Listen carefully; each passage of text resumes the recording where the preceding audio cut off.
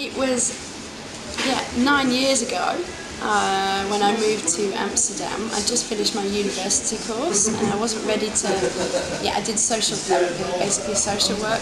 I wasn't ready to get a serious job, so I started doing a little bit of travelling around Europe. Ended up in Amsterdam, loved it, loved the freedom here. And one day I just stumbled upon this place and I fell in love with the fact that it was free, truthful, objective information about cannabis. And I started volunteering because I had many other jobs in the city. I worked in youth hostels also, and the Flying Pig, and a couple of different coffee shops I worked in. And you're kind of there, it's all about business and it's all about money, and it was quite disheartening coming from an activist. I've been an activist for cannabis since I was 15 years old, always going on the marches at any given opportunity. And then when I came here and I discovered this place, I was like, wow, amazed. And so I started volunteering just one day a week.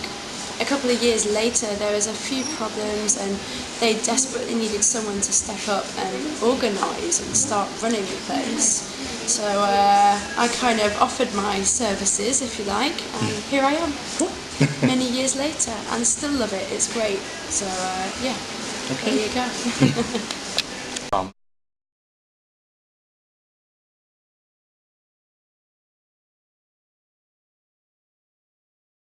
Well, keep it simple.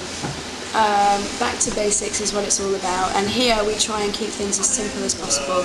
It's all about organics in our garden, because you really want to know what you're putting inside your garden. I find a lot of the chemical weed and a lot of the hydro weed available that hasn't been flushed gives me a nasty feeling and not a very nice flavour. And organic cannabis tastes amazing, far better than most hydroponically grown weed I've tasted. So downstairs because it's a show garden, we have a few different varieties. We grow a mixture of sativas and indicas. Now I prefer the effect of the sativa. I love to smoke sativas, they're lovely. So Cannabis is one of my favourites down there right now. But I must say growing indicas is quite more satisfying because you get results a bit quicker. They're generally bushier and dark green and chunky. So I love to grow the indicas. And because we're only allowed 5 plants maximum, we've also got lots of other plants growing. I like to practice a little bit of biodiversity, so growing other plants to combat insect problems. So it's good to have chrysanthemums around because that's a natural form of pyrethium, or chili peppers, basil, for example. Also chives is a really good if you've got mildew. So it's nice to practice those little techniques. Use ladybugs as well? Maybe? Well, we don't have them at the moment because it's an open garden and they fly away. So we do have other predator mites. So they're fighting the spider mites that the public bring in daily. So we've got a nice little ecosystem going on down there. The latest addition was some fruit trees, but they're not really performing that well. They just look good. Okay, that means something.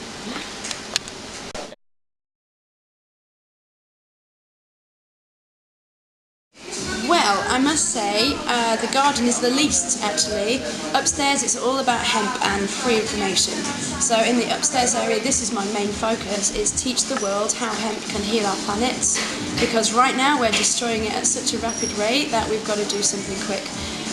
Hemp is just amazing. I don't need to preach to the converted, but for clothing, for food, for biomass fuel, for building materials, you name it, and you can heal the planet by using hemp. Obviously the growing process requires no chemical pesticides or fertilisers in the growth, and actually the plant itself will almost neutralise any earth it grows in.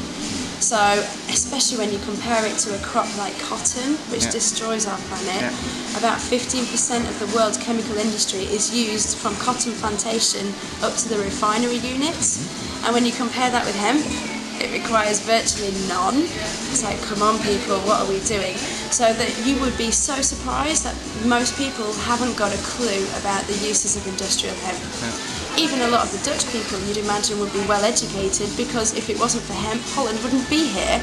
All those ropes and the sails, it's a sailing nation. You know, the American dollar bill was printed on hemp paper.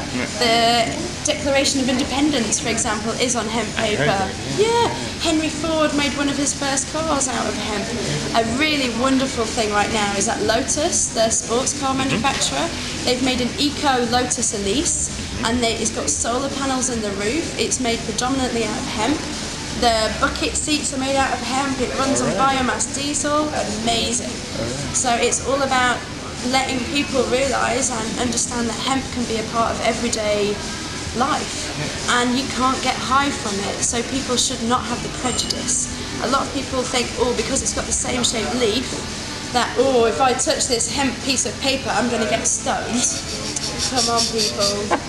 So, yeah, you know, and when you're talking about building materials, you could grow your house in a 4-month cycle, basically. Yeah.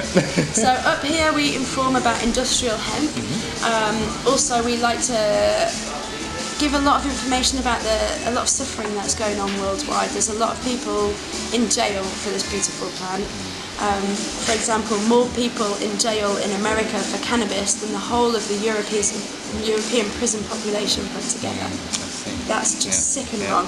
850,000 arrests last year. It worked out there was one marijuana arrest every 38 seconds or something ridiculous like that. Come on. And then you've got people going to jail for less time for rape and murder. That's just wrong. It goes against all human rights. And of course, in Amsterdam, there's a lot of drug tourism here.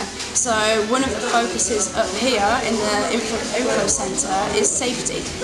So if you are going to smoke, we want to teach people the safety tips. So actually vaporising is much better for you than smoking. Make sure you don't get sick by, because obviously cannabis lowers your blood sugar level very drastically.